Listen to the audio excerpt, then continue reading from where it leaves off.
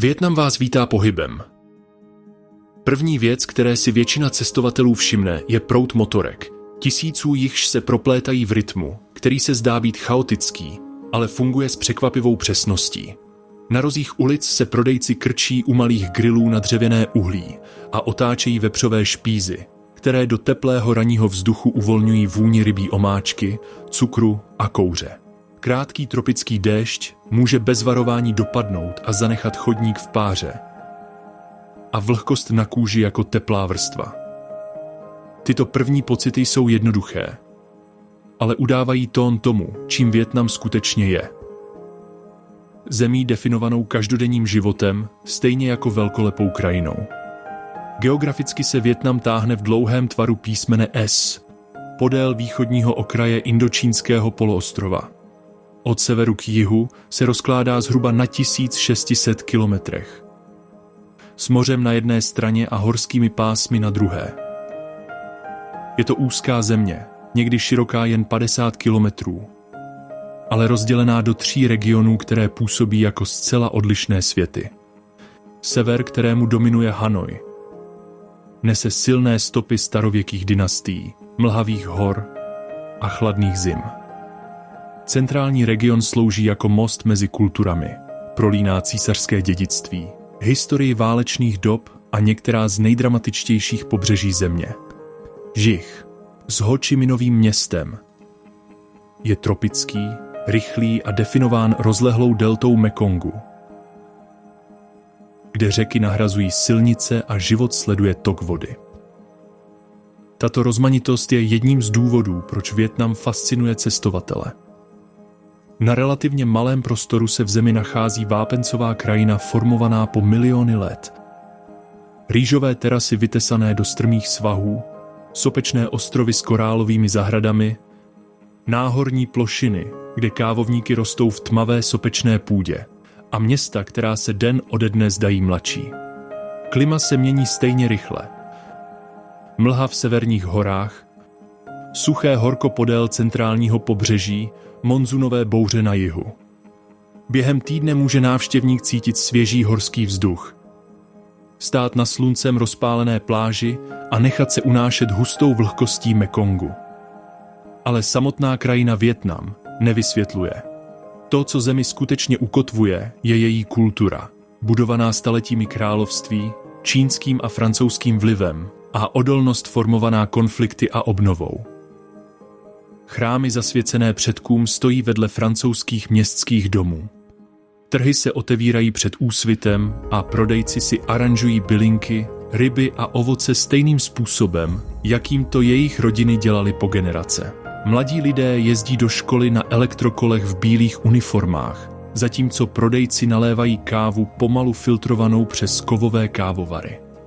Tato směs působí přirozeně, protože Vietnam se naučil kombinovat staré zvyky s moderním životem, spíše než vybírat si jeden před druhým. Cestovatele tato rovnováha přitahuje. Můžete vejít do malé uličky v Hanoji nebo Saigonu a vidět rodinu, jak si připravuje oběd na jednom plynovém hořáku, zatímco někdo nahoře stříhá videa na notebooku. Můžete dorazit do vesnice v severních horách a sledovat starší, jak ručně tkají látky, zatímco si děti hrají s chytrými telefony poblíž. Spojení mezi tradicí a modernou je přímé, viditelné a živé. Odtud se cesta přesouvá ze severu na jih a prozkoumává každý region s jasností, realismem a zážitky, které definují a na které si cestovatelé z Vietnamu vzpomínají ještě dlouho poté, co odjedou. Hanoj je město, kde minulost a současnost sdílejí stejné ulice, aniž by spolu soupeřili o pozornost. Jeho nejvýraznější rysy, široké bulváry postavené Francouzi, jezera roztroušená mezi čtvrtěmi a hluboká chrámová kultura vytvářejí hlavní město, které působí historicky, aniž by uvízlo v čase. Při procházce Hanojem si všimnete vrstev koloniálních fasád s oprýskanou žlutou barvou, dřevěných dveří vyřezávaných ve stylu starých vietnamských cechů, a vůně kadidla linoucí se z chrámů, které se otevírají přímo na rušné chodníky. Tato směs není kurátorsky vybíraná. Jednoduše existuje jako součást každodenního života. Nejlepším místem k pochopení tohoto je Stará čtvrť. Tato malá oblast severně od jezera Hoan Kiem se skládá z úzkých přeplněných uliček původně organizovaných řemesly. Před staletími se každá ulička specializovala na jedno řemeslo. Měděné dělníky, prodejce bylinných léčiv, obchodníky s hedvábím. Mnoho názvů zůstává dodnes stejných a některé ulice se stále zaměřují na jeden druh produktu. Je snadné se zde ztratit. A to je součástí zážitku. Koloběžky projíždějí těsně pod vašimi nohama. Prodejci nesoucí košíky s ovocem balancované na bambusových tyčích. Obchody naskládané od podlahy ke stropu. Malé plastové stoličky plní chodníky. A z hrnců z phao nebo pánví s restovanými nudlemi stoupá pára. Cestovatelé se rychle naučí nevyslovené pravidlo. Čím menší stolička, tím lepší bývá jídlo. Navigace ve Staré čtvrti se spoléhá spíše na orientační body než na pokyny. Jezero Hoan Kiem leží na jižním okraji a slouží jako přirozená kotva. Pokud si budete pamatovat jezero, snáze pochopíte uspořádání oblasti. Nejlepším způsobem pohybu je chůze, i když je potřeba trpělivost. Chodníky často sdílejí motorky, stánky s jídlem a lidé, kteří si zakládají malé obchody. Přecházení ulice vypadá zastrašujícím způsobem, ale provoz se pohybuje stabilním a předvídatelným tempem. Nejbezpečnější metodou je jít pomalu a důsledně a nechat koloběžky kličkovat kolem vás. Jezero Hoan Kiem je klidným místem města. Při východu slunce se zaplní místními cvičícími tajči, páry procházejícími se kolem a skupinami nacvičujícími synchronizované taneční sestavy. Vzduch je zde chladnější a zvuk dopravy mírně slábne za stromy. Uprostřed jezera stojí chrám Ngoc Son, zasvěcený generálu Tran Hung Dao a dalším významným kulturním osobnostem. Vede k němu červený dřevěný most, do kterého mohou návštěvníci vstoupit a prohlédnout si oltáře, ceremoniální artefakty a výhled na jezero zevnitř. Legenda o obří želvě z jezera je ve Vietnamu dobře známá, ale vysvětluje se jednoduše. Po mnoho let zde žil druh měkkokrunýřové želvy a místní obyvatelé spojovali její přítomnost se štěstím. Dnes je poslední zbývající exemplář želvy z jezera uchován v chrámovém muzeu. Francouzský vliv Hanoje je patrný jen pár minut jižně od jezera. Opera, postavená na počátku 20. století, stojí na hlavní křižovatce. Obklopená kavárnami a širokými ulicemi lemovanými starými stromy. Vládní čtvrť má více koloniálních budov, většinou natřených žlutými tóny, se zelenými okenicemi a vysokými okny. Na rozdíl od jiných hlavních měst v regionu zůstává francouzská architektura Hanoje ústředním prvkem identity města, spíše než aby byla izolována v malé historické zóně. Pro pohodlné prožití Hanoje jsou ideální rána a pozdní odpoledne. Polední horko a dopravní zácpy mohou být ohromující, zejména v létě. Večery jsou živé, ale méně intenzivní.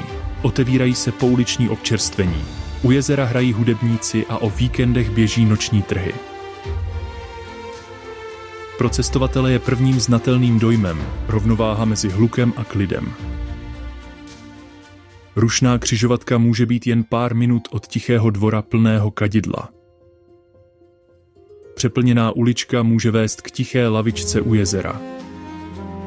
Tento kontrast dělá Hanoj nezapomenutelnou. Není to město postavené na parádu. Je to město postavené na rutině, kde tradice zůstávají viditelné v každodenním jednání. Hanoj představuje Vietnam s upřímností. Ukazuje dlouhou historii země, její trvalé zvyky a schopnost přizpůsobit se, aniž by vymazala to, co bylo před ní. Pro mnoho cestovatelů se hlavní město stává místem, kde poprvé pochopí rytmus Vietnamu. Vietnamské jídlo nejlépe pochopíte na ulici. Cestovatelé se rychle naučí nepsaná pravidla. Jídla se často konají na nízkých plastových stoličkách, stoly se sdílejí s cizími lidmi a nejlepší pokrmy dorazí během několika sekund od objednání. Pouliční jídlo zde není druhořadou možností. Je to hlavní způsob stravování. Každá čtvrť má své vlastní skupiny prodejců, kteří každý den připravují stejná jídla. Často podle receptů předávaných z rodiny na generaci. Nejznámějším pokrmem návštěvníků je pho. Brzy ráno jeho vůně naplní celé ulice. Hrnce s vývarem se vaří celé hodiny a uvolňuje páru, která se mísí s chladným ranním vzduchem.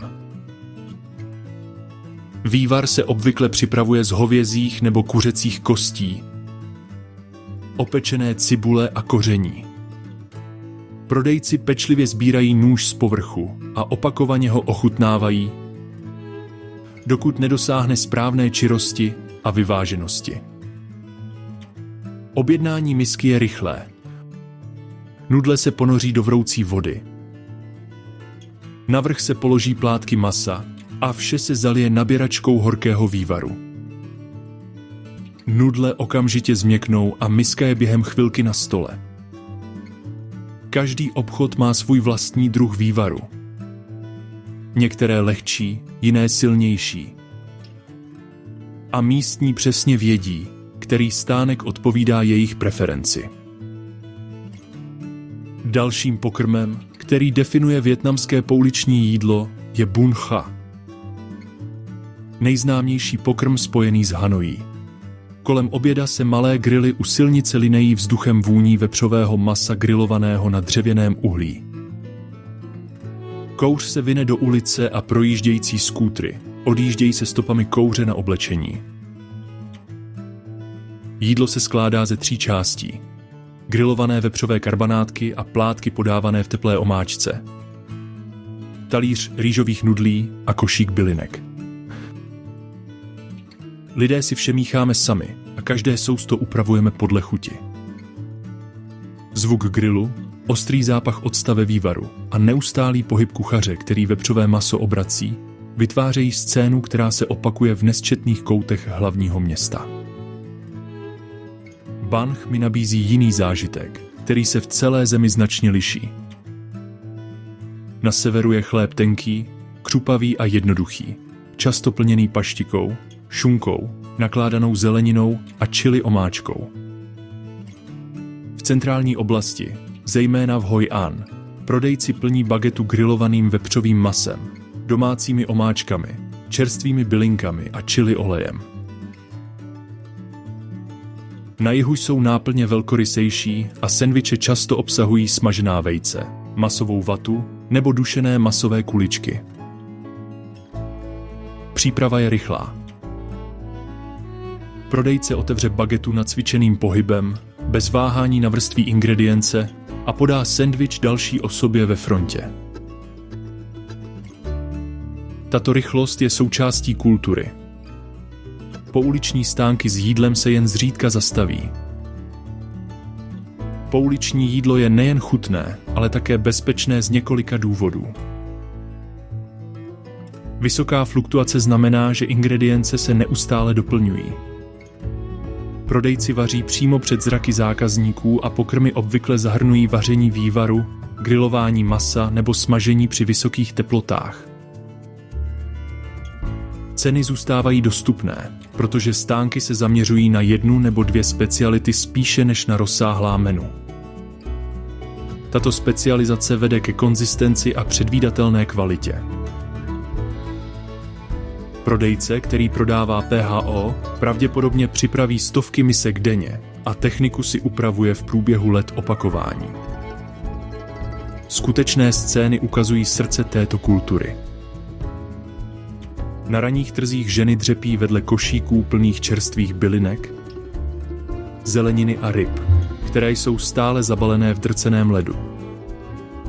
Prodejci vyvolávají ceny, kupující pečlivě prohlížejí produkty a malé koutky s občerstvením podávají pracovníkům snídani před začátkem směn. Za mnoha domy rodiny připravují ingredience brzy. Myjí zeleninu, krájejí maso, namáčejí nudle. U oblíbených stánků se fronty začínají tvořit už před východem slunce.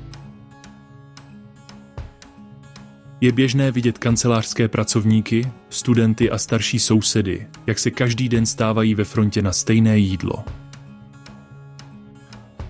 Jídlo na ulici ve Vietnamu je víc než jen pohodlí, je to společenská rutina. Konverzace u sdílených stolů plynou snadno. Lidé komentují vývar, doporučují jiné stánky nebo si vyměňují rychlé pozdravy s prodavačem. Jídla jsou krátká, přímočará a uspokojivá. Po dojedení zákazníci často zaplatí malým pokývnutím nebo gestem a důvěřují, že si prodejce pamatuje, co si objednali. Severní vysočina kolem Sapy se od zbytku Vietnamu téměř okamžitě liší. Vzduch je chladnější, svahy strmější a údolí se otevírají do vrstev terasovitých rýžových polí, která jakoby kopírovala každou křivku hor. Tyto terasy nejsou dekorativní, jsou to praktické stavby budované generace po generaci Hmongy, Daoi, Thai a dalšími etnickými skupinami, které v regionu žijí. Každá terasa je ručně vytesána, zpevněna kamennými zdmi nebo udusanou hlínou a navržena tak, aby zadržovala vodu v různých úrovních. Během vegetačního období září mladými zelenými výhonky. V měsících sklizně se zbarví do zlata. A v zimě tiše a zrcadlově sedí, naplněné vodou, která zrcadlí oblohu. Tento sezónní rytmus je jedním z nejsilnějších důvodů, proč cestovatelé přijíždějí do Sapy. Na jaře se osázejí terasy a údolí vypadá měkké a zářivě. Od července do září roste rýže hustá a vysoká. V říjnu rodiny sklízejí společně, ručně řežou stonky a suší je na balkonech a střechách. Když přijdou chladné měsíce, z kamen na dřevo ve vesnicích stoupá kouř, který se vine přes prázdná pole. Ráno údolí často pokrývá mlha, která se valí přes terasy a odhaluje pouze střechy domů, dokud neprorazí slunce. Etnické komunity, které se o tuto krajinu starají, jsou ústředním prvkem identity regionu. Mnoho žen kmene Hmong nosí tmavě indigově barvené oblečení s ručně vyšívanými detaily. Často je vidíte, jak na zádech nesou tkané košíky nebo chodí na místní trhy z balíčky látek či zeleniny. Lidé z kmene Dao, zejména rudí Dao, nosí jasně červené čelenky a složitě prošívané bundy. Jejich tradice bylinných koupelí, horké dřevěné vany naplněné lesními bylinkami, je jedním z jedinečných zážitků dostupných návštěvníkům. Pro tyto komunity není tkaní, barvení a vyšívání řemeslem pro turisty. Je součástí každodenního života a zdrojem příjmů během chladnějších měsíců, kdy se zemědělství zpomaluje. Tržní dny sbližují všechny. Brzy ráno přijíždějí lidé ze vzdálených vesnic a někdy chodí celé hodiny. Stánky se plní čerstvými produkty, léčivými bylinkami, ručně vyráběnými textiliemi a hospodářskými zvířaty. Zvuky jsou přímočaré a přirozené. smlouvání, cinkání kovových hrnců, bečení koz a štěbetání rodin, které se navzájem zdraví. Cestovatelé se mohou volně procházet a pozorovat okolí bez tlaku. Tyto trhy ukazují, jak soběstačné jsou horské komunity stále.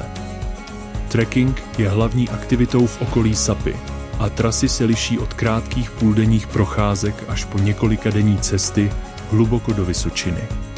Nejběžnější treky vedou po terasách kolem vesnic jako Lao Chai, Tavan a Ketket.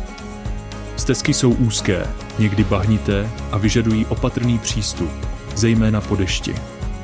Cestou návštěvníci míjejí dřevěné domy provoněné kouřem z ohňů, malé zeleninové zahrady a potoky, kde děti perou prádlo nebo se cákají ve vodě. Psi spí na slunci, buvoly se pasou poblíž stezek a údolím se ozývá zpěv kohoutů.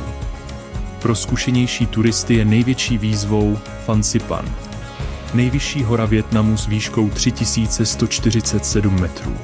Výstup na ní dříve vyžadoval celý dvoudenní trek se strmými výstupy, bambusovými lesy a mechovými skalami. Dnes se lanovka dostane na vrchol zhruba za 15 minut, což cestovatelům usnadňuje vychutnat si vysokohorské výhledy. Na vrcholu je vzduch hřičí a chladnější a za jasných dnů můžete vidět zvlněné hory táhnoucí se do Laosu a Číny.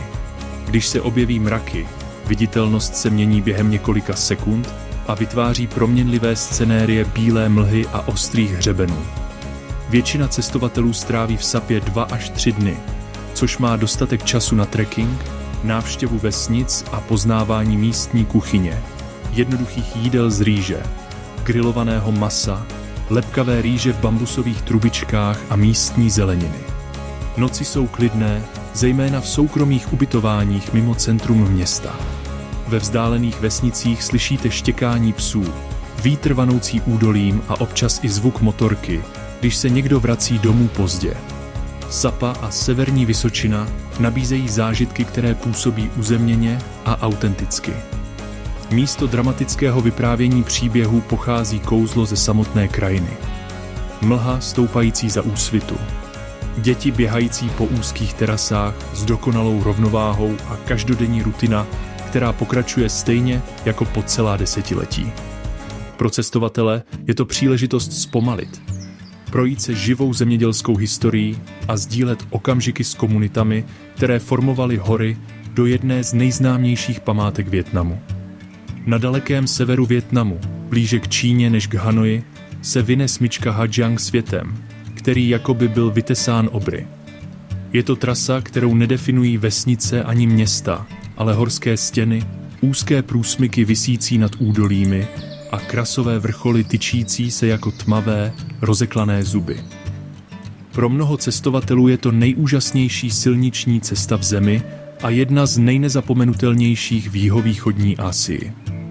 Smyčka se obvykle projíždí na motorce, protože terén vyžaduje flexibilitu. Je možné jet sami, ale většina nově příchozích se rozhodne sedět za zkušeným místním řidičem, kterému se říká Easy Rider a který zná každou zatáčku, sesuv půdy a slepou zatáčku. Bezpečnost je skutečná.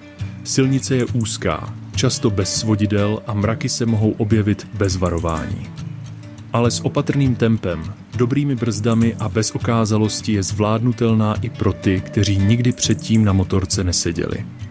Typická trasa trvá 3 až 4 dny a pokrývá zhruba 350 kilometrů horských silnic. Srdcem okruhu Loop je krasová plošina Dong Van, globální geopark UNESCO. Krajina se zde dramaticky mění každých pár kilometrů. V jednu chvíli projíždíte šedými vápencovými lesy, tyčícími se nad sebou jako starobylé katedrály. A v další se díváte do zeleného údolí, kde se rýžová pole drží strmých svahů. Pod vámi se řeky vinoucí jako stříbrné stuhy. Je to ten typ scenérie, která nutí cyklisty zastavovat každých 5 minut, protože za každou zatáčkou se otevírá další neuvěřitelný výhled. I na těchto svazích se drží vesnic. Mnohé z nich patří k etnickým menšinám. Hmong, Dao, Thai, Lolo, z nichž každá má své vlastní jazyky, oděvy a tradice. Jejich dřevěné domy jsou postaveny z tmavého dřeva pod střechami z kamenných tašek a na podzim zde uvidíte venku pověšené svazky zlatavého obilí, úhledně přivázané ke zdem a trámům. Týdenní trhy jsou společenskými centry těchto komunit. Za úsvitu ženy v zářivě vyšívaných bundách chodí kilometry ke stánkům. Muži se shromažďují nad miskami s horkým kukuřičným vínem. Děti se honí mezi hromadami textilií, léčivých bylin a košíků s kuřaty. Tyto trhy nejsou inscenované. Jsou místem skutečného obchodu a skutečných drbů. Hvězdou Loopu je samotná silnice. Průsmyk mapy Lang, nejznámější úsek, dává pocit jízdy na balkóně nad prázdnotou. Útesy se svažují téměř svisle do smaragdově modré řeky Nokwe, hluboko pod nimi. Z určitých úhlů pohledu se svět jeví jako rozdvojený. Hory se otevírají do hlubších hor, modrý opar vyplňuje dálku jako kouř. Za chladných dnů se mlha valí přes vrcholky a víří kolem motorek, což silnici dodává nadpozemský unášený charakter. Za slunečných dnů je obloha ostře modrá, takže každý vápencový hřeben vypadá vytesaný ve vysokém rozlišení. Existují ubytování v soukromí, kde rodiny vaří na dřevěném ohni, jednoduchá jídla z horské zeleniny, grilovaného vepřového masa, dýně a lepkavé rýže. Noci jsou tiché, slyší se jen štěkání psů nebo vítr narážející do dřevěných okenic. Některé ubytování v soukromí nabízejí dostatečně silné deky, aby přežili chlad. Jiné jsou minimalistické a spoléhají se spíše na pohodlí komunity než na vybavení. Čím dále jste od města, tím autentičtější se zážitek stává. Nejlepší roční období pro okruh Loop je od března do května a od září do listopadu. Léto přináší silné deště a kluské silnice.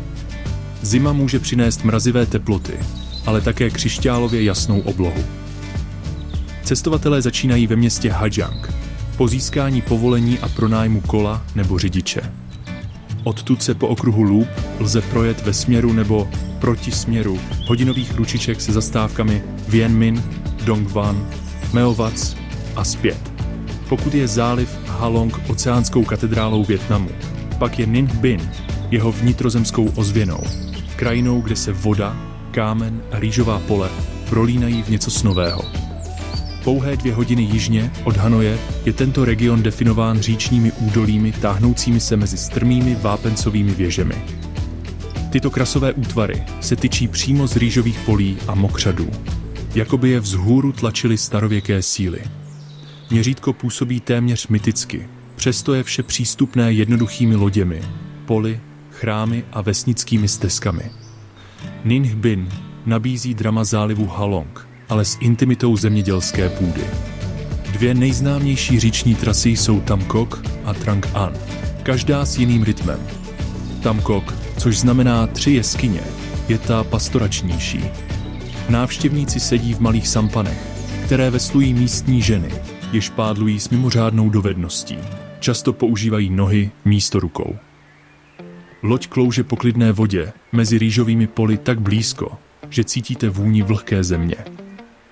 Údolí obklopují vápencové věže, které se zrcadlí v hladině řeky. Jeskyní části jsou nízké, dlouhé tunely vyhloubené tisíci lety eroze. Vstup do nich je jako vklouznutí do kořenů hor. Během sezóny rýže se pole zbarví do zlatova a rámují krasové porosty širokými barevnými tahy. Trang An je velkolepější a komplexnější síť vodních toků, chrámů a skrytých údolí. Zdejší formace jsou vyšší, jeskyně hlubší a atmosféra filmovější. Právě zde se natáčely části filmu Kong, Ostrov Lebek. Lodě plují pod skalními oblouky, kolem svatyní rozmístěných na malých ostrovech a dlouhými sekvencemi jeskyní, osvětlených pouze odraženým denním světlem. Je to jako cestování hlouběji do tajného světa, kde voda tiše spojuje jednu horskou kotlinu s druhou. Trang An je dobře organizovaný, s několika možnostmi tras a přísnými omezeními počtu lodí, aby se zachovala scenérie. Ninh Binh není jen řeky a krasové útvary, ale také ukrývá fragmenty rané vietnamské historie. Hoa Lu, starobylé hlavní město z 10.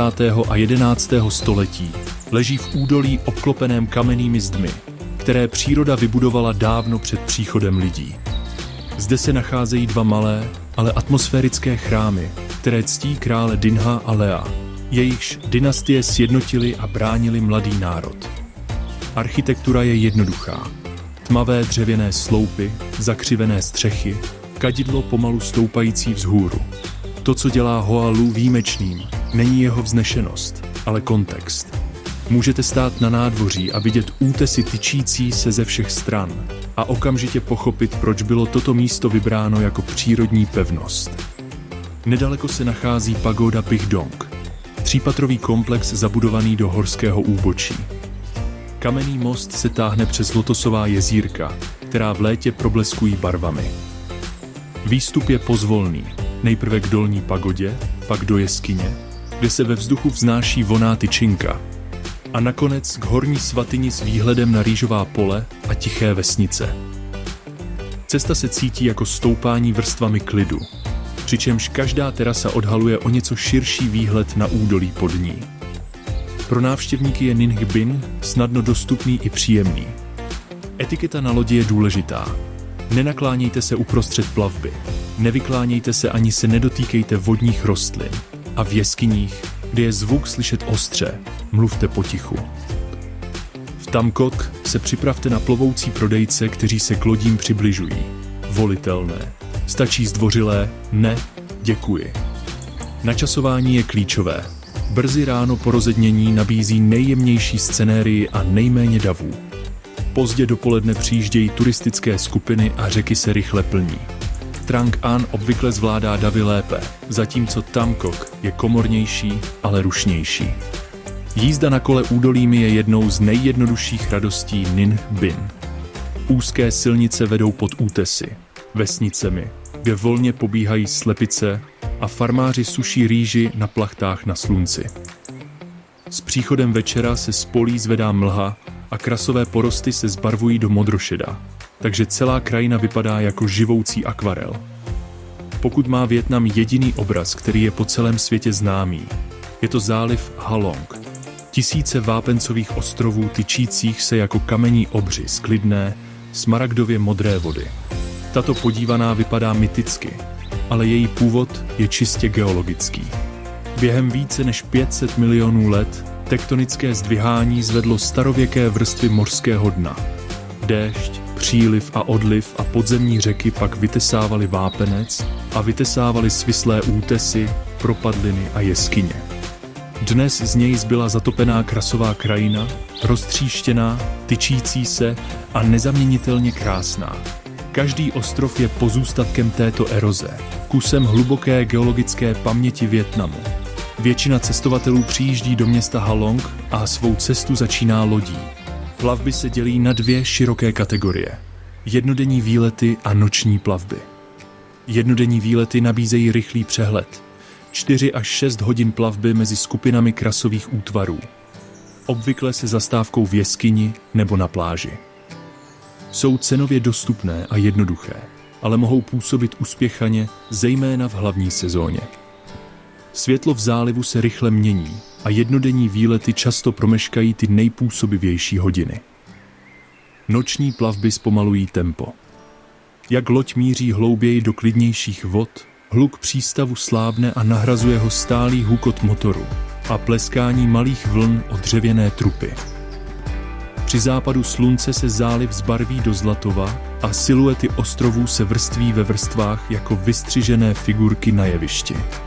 Večeře se konají na palubě zatlumeného osvětlení a obloha se postupně plní hvězdami, jakmile zmizí světla města. Skutečné kouzlo přichází brzy ráno. Řídká mlha se vine mezi krasovými útesy. Voda je dokonale klidná a zvuk vesel rybářů kontrolujících sítě. To je záliv Halong, který působí nadčasově. V posledních letech se více cestovatelů přesunulo ze zálivu Halong do zálivu Lan Ha, který se nachází přímo na jihu, ale technicky patří do provincie Haiphong. Lan Ha sdílí stejnou dramatickou geologii, ale na rozdíl od Halongu jsou jeho ostrovy rozlehlejší a v jeho vodách je vidět mnohem méně lodí. Plovoucí vesnice zde působí méně komerčně. Vidíte rodiny pečující o slávkové farmy, malé psy stočené na dřevěných molech a děti veslující z košíky do školy. Plavby v Lanha často zahrnují jízdu na kajaku v úzkých zátokách, kde se útesy tyčí přímo vzhůru a sluneční světlo dopadá v proměnlivých, úzkých paprscích. Klidnější atmosféra dělá z Lanha ideální místo pro cestovatele, kteří chtějí scenérii bez davu. V obou zátokách se nacházejí jeskyně, které vznikly pomalým a vytrvalým působením vody, která rozpouští vápenec. Uvnitř kapají a tyčí se stalaktity a stalagmity ve tvarech, které vypadají sošně, ačkoliv se jich žádný lidský nástroj nikdy nedotkl. Jeskyně jako Sung Sot jsou obrovské, s komorami dostatečně vysokými, aby působily jako přírodní katedrály. Jiné jsou nízké, mokré tunely, do kterých se dostanete kajakem, kde se každý zvuk ozývá a kapky rytmicky padají ze stropu. Venku se při odlivu objevují malé pláže, prašná, klidná zákoutí ideální pro koupání v teplejších měsících. Krása zátok však přichází i se zranitelností.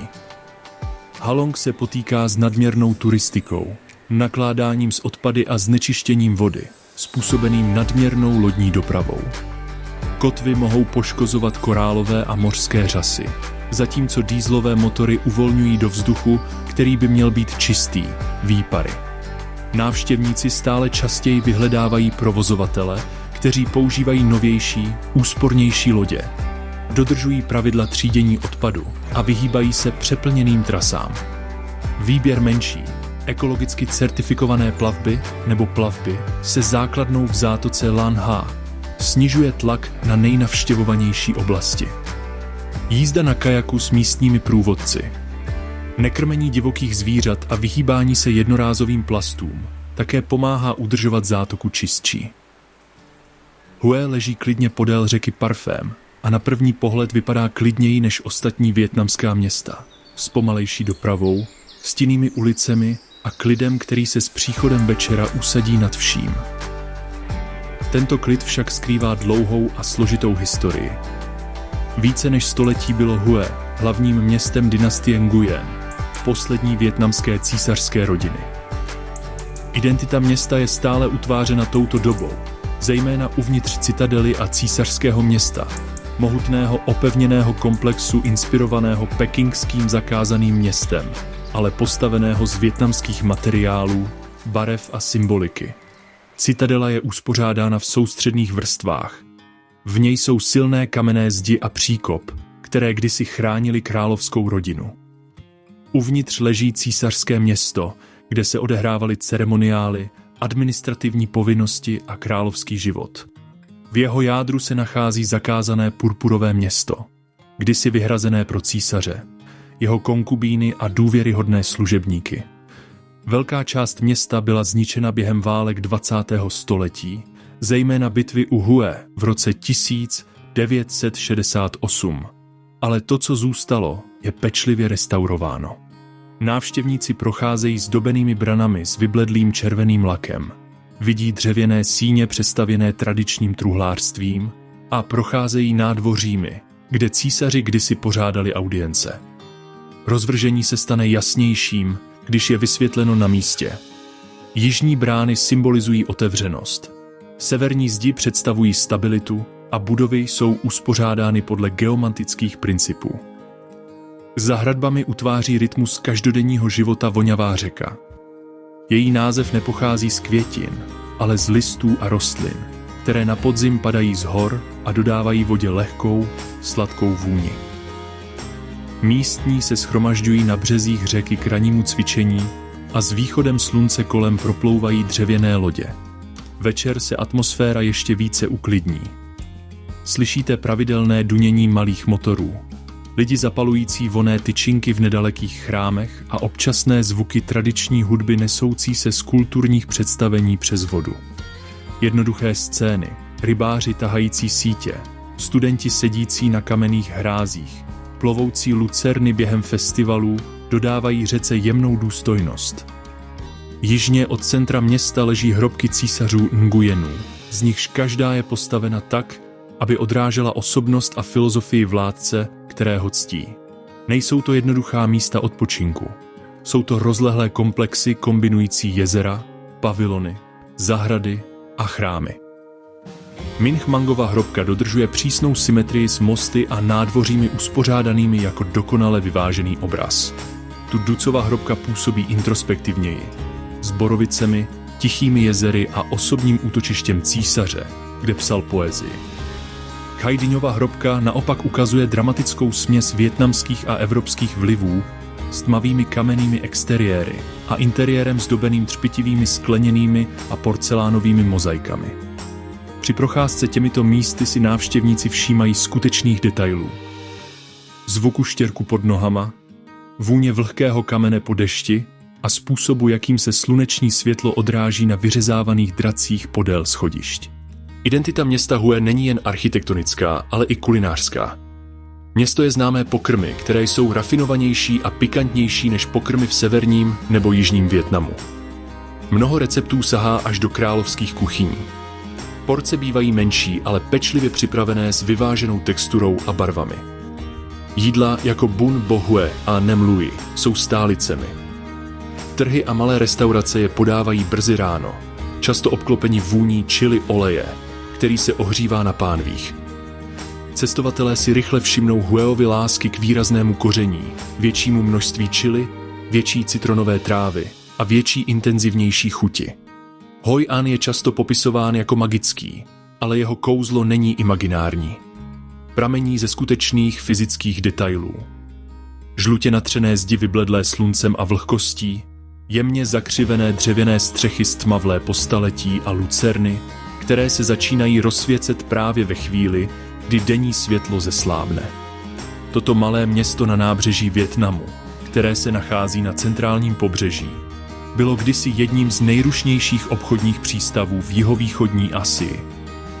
Od 15. do 19. století tudy procházeli čínští, japonští, portugalští a později francouzští obchodníci, kteří po sobě zanechali architekturu, zvyky a mnohovrstevnatou identitu, která přežívá v jeho starém městě. Srdcem Hoi Anu je kompaktní síť ulic, kde se provoz zpomaluje a chůze se stává nejlepším způsobem, jak město prozkoumat. Obchodní domy, některé proměněné v muzea, jiné v nichž se stále žije, jsou postaveny s tlustými dřevěnými trámy, centrálními nádvořími a taškovými střechami, které mají chránit před tropickými bouřemi. Mnoho rodin zde žije po generace a průvodci často poukazují na to, jak se zde mísí čínské, japonské a vietnamské motivy. Draci vytesaní na pilířích, trámy v japonském stylu a oltáře s tabulkami z předky. Budovy jsou nízké, proporce lidské a atmosféra se snadno vstřebává. Jednou z nejznámějších staveb starého města je japonský most, původně postavený k propojení japonské a čínské komunity. Je malý, téměř křehký, se zakřivenou dřevěnou střechou a jednoduchými řezbami. Dnes přitahuje stálé davy, ale když na něm stojíte brzy ráno, kdy prodejci ještě připravují své stánky, si jasně dokážete představit jeho původní účel. Funkční spojení mezi kulturami, které kdysi město definovaly. Podél blízkých ulic krejčovské dílny vystavují role barevných látek. Hoi An je známý svou krejčovskou kulturou, kde si cestovatelé objednávají oblečení, obleky, šaty a boty na míru a vidí je hotové do 24 až 48 hodin. Rychlost pramení ze zručných místních řemeslníků a dílen, které se na toto řemeslo specializují po celá desetiletí. Daleko od starého města se krajina rychle mění. Jen pár minut jízdy na kole se dostanete na rýžová pole, táhnoucí se až k obzoru. Vzduch zde voní po teplé zemi a sladké vodě a vodní buvoly se pomalu pohybují mezi parcelami. Farmáři se sklánějí nad zářivě zelenými rýžovými výhonky a malé zavlažovací kanály odrážejí oblohu. Dále vedou silnice k pláži An Bang, dlouhému úseku písku lemovanému jednoduchými restauracemi s mořskými plody. Vlny se sem pravidelně valí a mořský vánek poskytuje osvěžující odpočinek od vnitrozemské vlhkosti. Tato okrajová část města poskytuje cestovatelům ucelenější obraz Hoi Anu. Kromě luceren a davů je to stále pracující zemědělská oblast. Zpátky ve městě se Hoi An stává nejznámějším místem pozdě odpoledne. Na balkonech, střechách a cestičkách podél řeky visí lucerny a s příchodem soumraku se každá z nich rozsvítí v teplých červených, modrých a žlutých odstínech. Řeka Tubon odráží tyto barvy jako pohyblivé tahy štětcem. Malé lodě se pomalu pohybují po vodě a provozovatelé lodí tiše volají na potenciální cestující. Vůně cao lau, typického hojanské nudlové pokrmu, přinesená z restaurací, tlusté nudle, plátky vepřového masa, čerstvé bylinky a křupavé krekry podávané s velmi malým množstvím vývaru. Nudle se připravují z vody čerpané ze specifických místních studní, což pokrmu dodává jeho jedinečnou texturu. Večery v Hoi Anu mohou být rušné, zejména o víkendech a během festivalu Luceren za úplňku, kdy se ulice zaplní návštěvníky, kteří do řeky vypouštějí papírové lucerny. Chcete-li zažít klidnější chvíle, nejlépe se vezme ráno. Vzduch je chladnější, trhy hemží místními, kteří si kupují ryby a zeleninu a staré město působí autentičtěji, než se turistické obchody plně otevřou. Návštěva města v přelomových obdobích, od února do dubna a od srpna do října, nabízí nejpříjemnější počasí, i když déšť je vždy možný. Da Nang se od většiny vietnamských měst cítí odlišně od většiny. Ulice jsou širší, doprava uspořádanější a panorama města kopíruje křivku řeky Han s čistými, moderními liniemi. Brzy ráno, když je světlo ještě měkké, se po promenádě u řeky pohybují běžci, rybáři nahazují vlasce z nízkých betonových mol a město se probouzí s rytmem, který je rychlejší a strukturovanější než u jeho historických sousedů. Da Nang je pobřežní město, které se v posledních 2 desetiletích rychle rozrostlo a stalo se místem, kde vedle sebe existují obchodní věže, plážová letoviska a tradiční čtvrti. Řeka Han je ústředním bodem města. V noci se její mosty rozsvěcují v proměnlivých barvách, každý s vlastní osobností. Nejznámější je Dračí most, dlouhá ocelová konstrukce ve tvaru draka vinoucího se po vodě. O víkendech se davy shromažďují poblíž konců mostu, aby sledovali, jak dýchá oheň a vodu, což je krátké, ale živé představení, které se stalo rituálem pro místní i návštěvníky. Na březích řeky se nacházejí kavárny, střešní bary a turistické stezky, kde se rodiny procházejí po večeři a kochají se odrazy neonových světel na vodě. Tato směs každodenního života a moderní podívané vystihuje charakter Da Nangu. Praktický, energický, ale stále zakořeněný v komunálních rutinách. Jen kousek jízdy na jih se nacházejí Mramorové hory, shluk 5 vápencových kopců pojmenovaných po 5 elementech. Zvenku vypadají skromně, ale uvnitř ukrývají hluboké jeskyně, chrámové síně a kamenná schodiště, která stoupají k panoramatickým vyhlídkám. Největší z nich, Tui Son, obsahuje pagody zabudované přímo do skály. Uvnitř jeskyní cítíte chladný vzduch a slyšíte vodu pomalu kapající ze stropu. Sluneční světlo vstupuje otvory nahoře a vytváří ostré paprsky, které osvětlují sochy Buddhy a vyřezávané oltáře. Poutníci pálí kadidlo a vůně se mísí z vůní vlhkého kamene. Výstup na vrchol je strmý, ale obohacující, dole se rozkládá Da Nang s mořem na jedné straně a zelenou krajinou na druhé. Pro mnoho návštěvníků je hlavní atrakcí pobřeží. Pláž My Che, často přirovnávaná k plážím v Kalifornii nebo Austrálii, se táhne kilometry s jemným bílým pískem a stálou vlnobytím. Za úsvitu je pláž již aktivní. Místní obyvatelé plavou před východem slunce a ve skupinách se procházejí po pobřeží, zatímco rybáři tlačí do vody kulaté košové lodě. Surfaři se objevují později ráno a využívají vln v pravém ročním období. Oblast je lemována restauracemi s mořskými plody, kavárnami a obchody se surfařským vybavením, ale stále si zachovává pocit otevřenosti, širokých prostor, dalekých výhledů a stálého zvuku vln, narážejících na břeh. Rychlý růst Da Nangu je také součástí jeho příběhu. Během posledních 20 let se město proměnilo z klidného pobřežního města v jedno z nejdynamičtějších městských center Vietnamu. Investice do infrastruktury, mostů, dálnic a rozšiřujícího se letiště z něj udělali strategický uzel spojující centrální region, Cestovatelé často využívají Da Nang jako základnu pro poznávání Hoi An, Hue a průsmyku Haiwan, které jsou všechny v dosahu hodiny cesty. Městské letiště je efektivní a má dobré dopravní spojení, takže přílety a odlety jsou hladké. Díky tomu se zde mnoho turistů ubytuje kvůli pohodlí a komfortu a poté se vydávají na jednodenní výlety. Navzdory své modernosti si Da Nang stále uchovává kousky místního života, které působí výrazně vietnamsky. Trhy se otevírají před úsvitem a prodávají čerstvé mořské plody, bylinky a tropické ovoce. Malé rodinné restaurace podávají mi quang, typický pokrm města s kurkumou, krevetami, vepřovým masem a arašídy.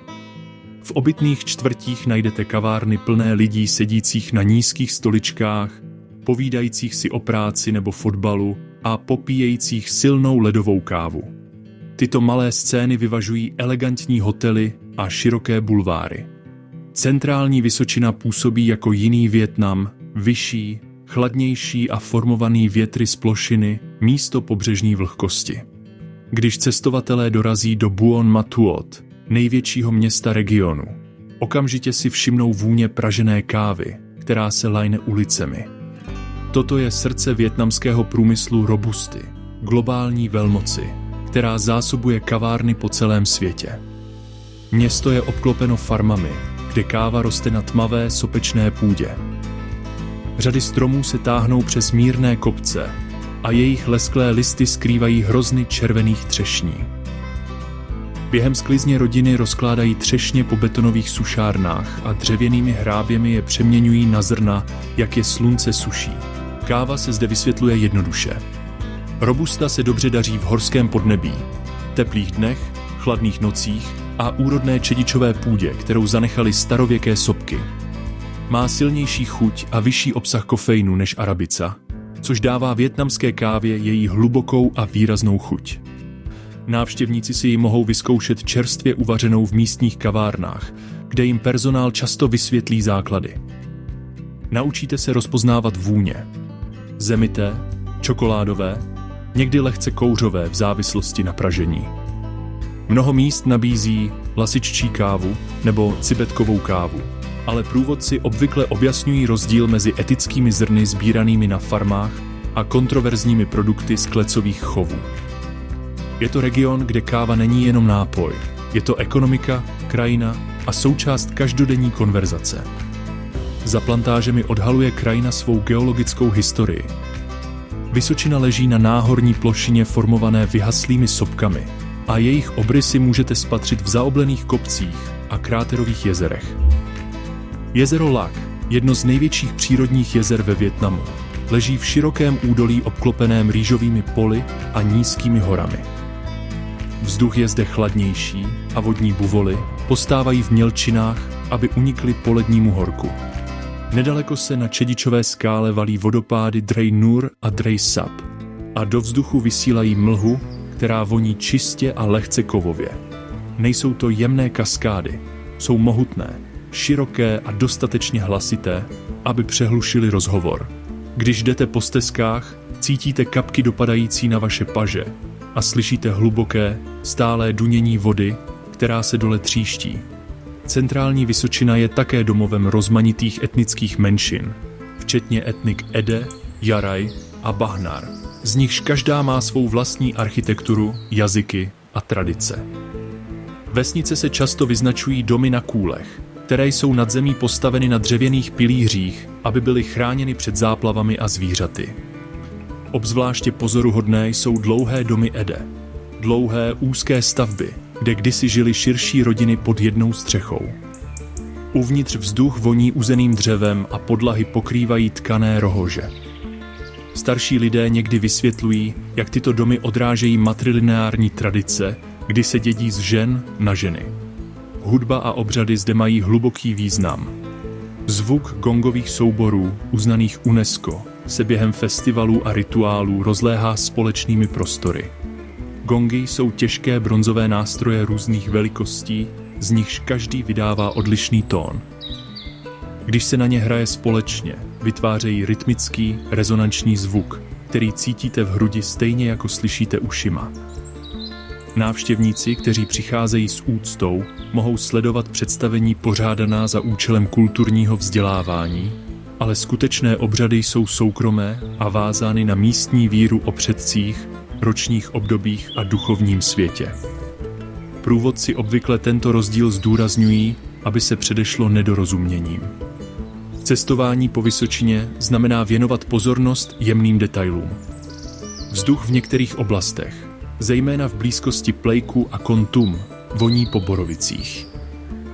Půda je tmavá a drolivá, takže boty se skvrní načervenalým prachem. Silnice se vine kopci pokrytými pepřovými popínavými rostlinami, kešu stromy a kávovníky. Brzy ráno se nad poli vznáší mlha a teplota klesá natolik, že se v ní pohodlně nosí lehká bunda. Trhy se otevírají za východu slunce a prodávají se zde lesní houby, čerstvé bylinky a tkané košíky barvené přírodními pigmenty.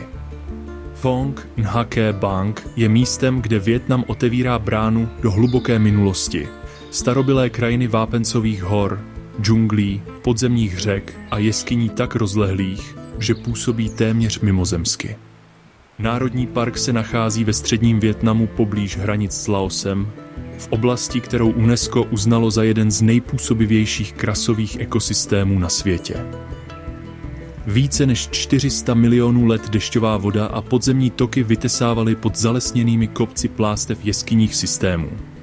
Každé zřícení, každá erodovaná komora, každý kapající stalaktit je geologickým deníkovým záznamem z dob dávno předtím, než existovali lidé. Nad zemí se útesy tyčí v rozeklaných, šedozelených tvarech, ovinuté popínavými rostlinami a ozvěnou cikád. Pod zemí se nachází jiný vesmír, chladné, tmavé, katedrálám podobné prostory, kde zvuk vody nahrazuje hluk okolního světa. Kontrast je fascinující. Vlhké džunglové horko následované náhlou přirozenou klimatizací v okamžiku, kdy vstoupíte do ústí jeskyně. Rajská jeskyně je často první zastávkou cestovatelů a toto jméno si zaslouží. Po krátké túre lesní cestou vás dřevěné chodníky zavedou do komory, která působí nekonečně. Krápníky visí jako zamrzlé vodopády. Stalagmity se tyčí jako vyřezávané věže. Některé útvary vypadají jako lotosové květy, jiné jako obří závěsy skládané po tisíce let. Jemné osvětlení odhaluje textury, aniž by zahlcovalo přirozenou tmu. A ticho, jemné a naprosté, vytváří meditativní atmosféru. Jeskyně Phong Nha, přístupná pouze lodí, nabízí jiný zážitek. Dřevěné říční lodě klouzají po řece Son a jejich motory se při vstupu do jeskyně vypnou, takže se do ní tiše vznášíte. Řeka se stává podzemní vodní cestou, stěny se svírají a strop klesá natolik hluboko, že se místy dotýká. Barevná světla zvýrazňují starověké skalní vzory, ale skutečná krása spočívá v temných zákoutích, kde tvary splývají se stíny, což vám umožňuje představit si, jak se asi cítili první objevitelé. Pro dobrodruhy skrývají temné zóny systému ještě další zázraky. Podzemní jezera, úzké chodby a komory, které dosud nebyly plně zmapovány. Několikadenní treky vedené místními odborníky zavedou návštěvníky hlouběji do krajiny, která působí prapůvodně. A pak je tu Son Dung, často popisovaná jako největší jeskyně světa co do objemu. Její rozsah vzdoruje nevíře. Chodba dostatečně velká na to, aby pohltila mrakodrapy, vlastní klima, mraky tvořící se uvnitř jeskyně a paprsky slunečního světla, které vytvářejí džungle na dně jeskyně. Ačkoliv je přístup omezený a drahý, i jen slyšení o Son Dungu dává představu o mimořádné geologické síle regionu. Je to příroda píšící poezii do kamene. Atmosféra v jeskyních Phong Nha je nezapomenutelná. Vzduch se mění z teplého na chladný, jak jdete hlouběji, s kapsami mlhy, které se vám lepí na kůži. Voda šora vytrvale kape, někdy jemně, jindy se ostře ozývající v rozlehlých komorách. Skály jsou kluské, studené na dotek a pokryté minerálními žilkami, které se třpytí ve světle.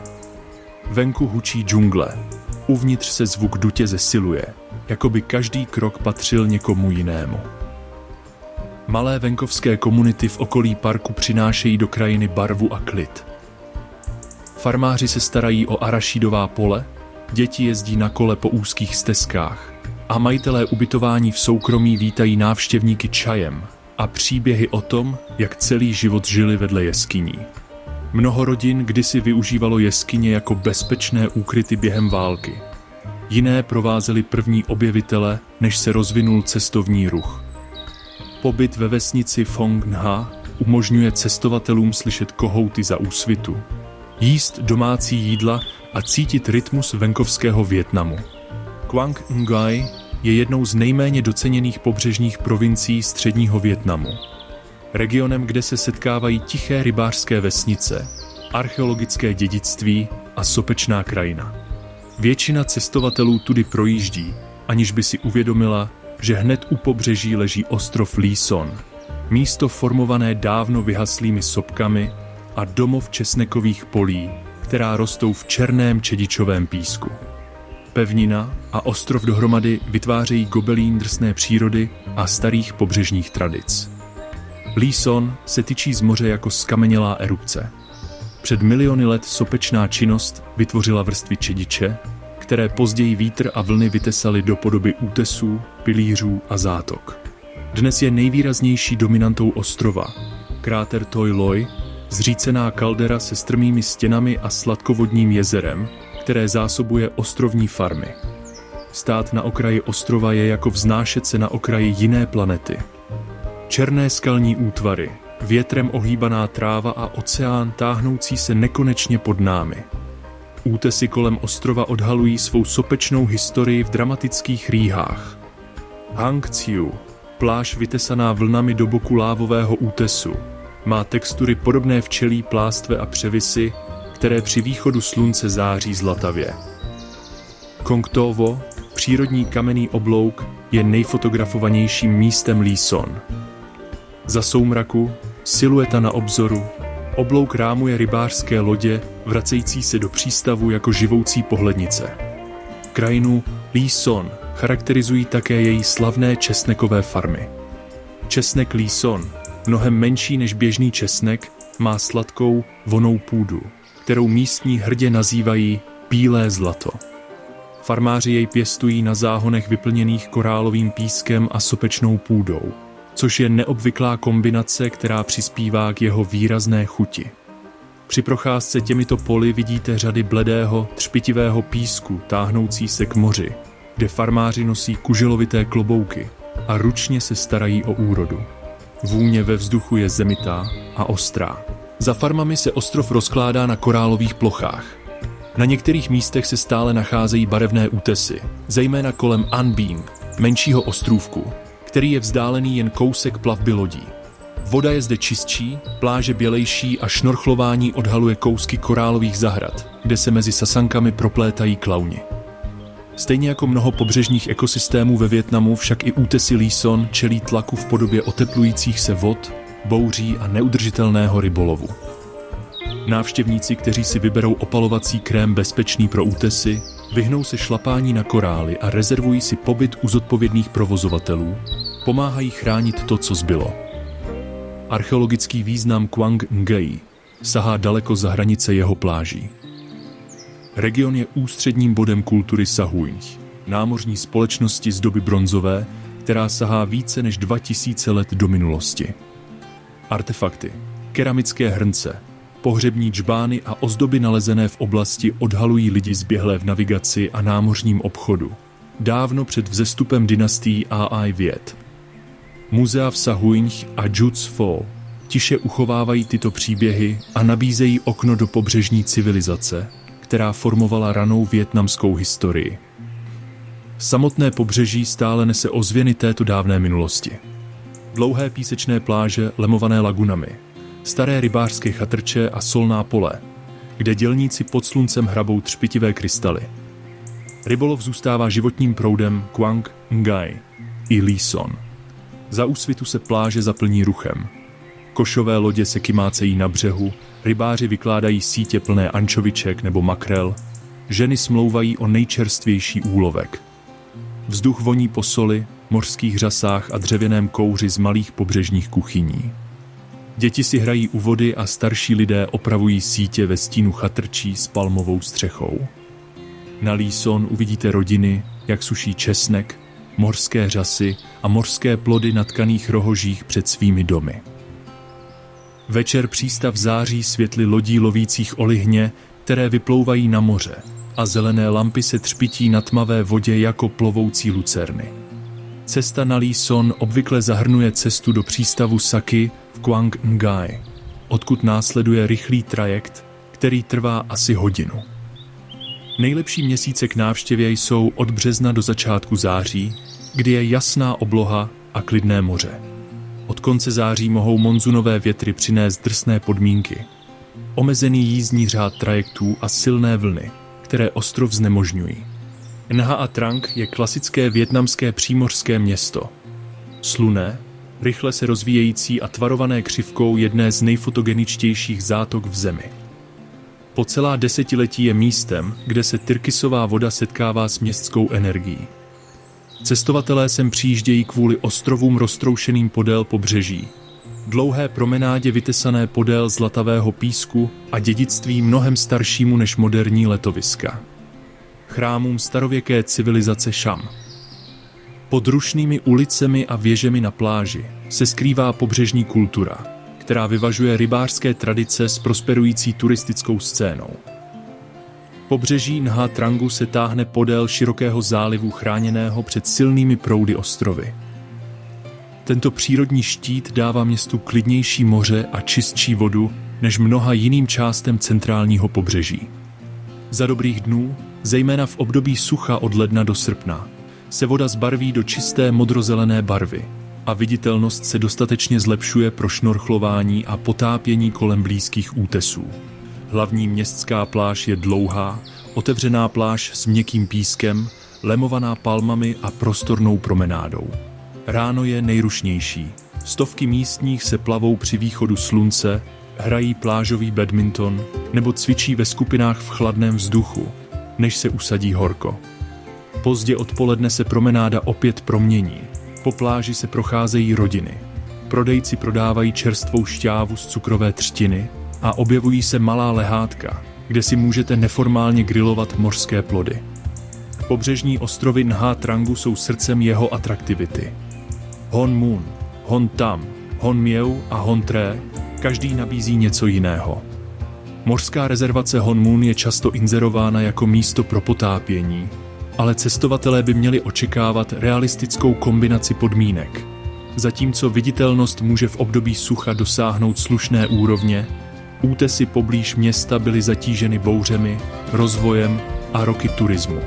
Stále se zde vyskytuje mořský život, papouščí ryby, motýlí ryby, sasanky, ale korály nejsou tak nedotčené jako ty nejlepší v jihovýchodní Asii. Přesto zůstává cestování mezi ostrovy jedním z charakteristických zážitků Nha Trangu. Lodě plují mezi malými zátokami, plovoucími restauracemi a místy pro šnorchlování. Památky jsou klasické pro Vietnam. Rybáři vrhající sítě z kulatých košových člunů. Obědy podávané na plošinách nad vodou a vzdálené hory rámující horizont. Pro klidnější pobřeží a čistší vodu se cestovatelé často vydávají do Ban Tru, na ostrově Hon Tre nebo do odlehlejších zátok orientovaných na západ. Dlouho předtím, než se Nha Trang stal moderním plážovým městem, byl součástí Champy, království ovlivněného hinduistickou vírou a námořním obchodem. Věže Ponagar Cham, postavené mezi 7. a 12. stoletím, stojí na kopci s výhledem na řeku Cai a dodnes patří k nejvýznamnějším čamským památkám ve Vietnamu. Architektura je úchvatná. Věže z červených cihel s kamennými řezbami božstev, tanečníků a lotosových motivů. To vše zvětralé tisíci lety pobřežního slunce a deště. Hlavní věž ctí Jan Ponagar, bohyni spojovanou se zemí a plodností. Uvnitř pomalu hoří vonné tyčinky a zanechávají jemnou vůni, která se mísí se slaným vánkem stoupajícím od řeky. Místo působí zároveň starobyle a živě. Věřící ho stále denně navštěvují a obětují květiny a olejové lampy. Při procházce komplexem mohou návštěvníci sledovat metodu spojování cihel metodou šam, kdy jsou vrstvy bezmalty pokládány tak přesně, že spáry jsou téměř neviditelné. Z horních teras se rozprostírá výhled na řeku, rybářské lodě a panorama města, což připomíná, že modernita Nha Trangu leží v krajině s hlubokými historickými kořeny. Navzdory svým plážím a chrámům není Nha Trang ospalým přímořským městem. Jeho rytmus je výrazně městský, rušný, energický a formovaný desetiletími turismu. V ulicích poblíž oceánu se nacházejí kavárny, restaurace s mořskými plody, noční trhy a shluky stánků s občerstvením, které podávají grilované olihně, nudle z medúz, dušené škeble a bánchcen pečené v hliněných formách. V noci promenáda září světly plážových barů, prodejců draků a ovoce, kteří loupou mango pod neonovými nápisy. Město si ale stále zachovává svůj místní vzhled. Pokud se vydáte dál od pláže, najdete rybí trhy, kam úlovek dorazí před východem slunce, malé uličky s restauracemi podávajícími banh kseo a chrámy zasazené mezi obytné bloky. Dalat leží vysoko na náhorní plošině Langbiang, více než 1500 metrů nad mořem. A první věc, které si cestovatelé všimnou, je vzduch. Je chladnější, čistší a nese vůni borovic namísto tropické vlhkosti, která se vyskytuje ve většině Vietnamu. Toto celoročně mírné klima s chladnými rány a příjemnými odpoledními počasím vyneslo Dalatu přezdívku Město věčného jara. Město postavené jako útočiště francouzských kolonií si tento odkaz stále nese ve svých vilách, ulicích lemovaných stromy a stezkách podél jezera. Geografie Dalatu utváří vše. Díky nadmořské výšce se teploty i v létě drží kolem 15 až 25 stupňů Celsia. Místní obyvatelé večer nosí bundy a cestovatele často překvapí náhlý přechod z pobřežního horka do horského chladu. Počasí také přináší mlhu, skutečnou hustou ranní mlhu, která se usazuje mezi kmeny borovic a visí nad jezery jako měkká opona. V poledne se mlha zvedá a odhaluje zvlněné kopce pokryté zeleninou, květinami a kávovými plantážemi. Díky tomuto klimatu je Dalat významným zemědělským centrem. Jahody, avokáda, artičoky a nespočet dalších druhů zeleniny rostou ve sklenících, které se táhnou po okraji města a v noci září jako tichá souhvězdí. Pro návštěvníky to znamená trhy plné čerstvých produktů a ulice s obchody prodávajícími džemy, sušené ovoce a čaj. Na rozdíl od většiny vietnamských měst se Dalat rozkládá spíše v kopcích než v rovinatém terénu. Silnice se vine do svahů, kolem borových lesů, které spíše připomínají střední Evropu než jihovýchodní Asii. Architektura tuto atmosféru odráží. Staré francouzské vily se šikmými střechami, dřevěné balkony a zahrady hortenzí. Některé byly zrekonstruovány jako hotely nebo kavárny, zatímco jiné stárnou pod borovicovými korunami a pomalu splývají s krajinou. Procházka Dalatem často znamená během několika minut přejít z ruchu centra do klidných čtvrtí.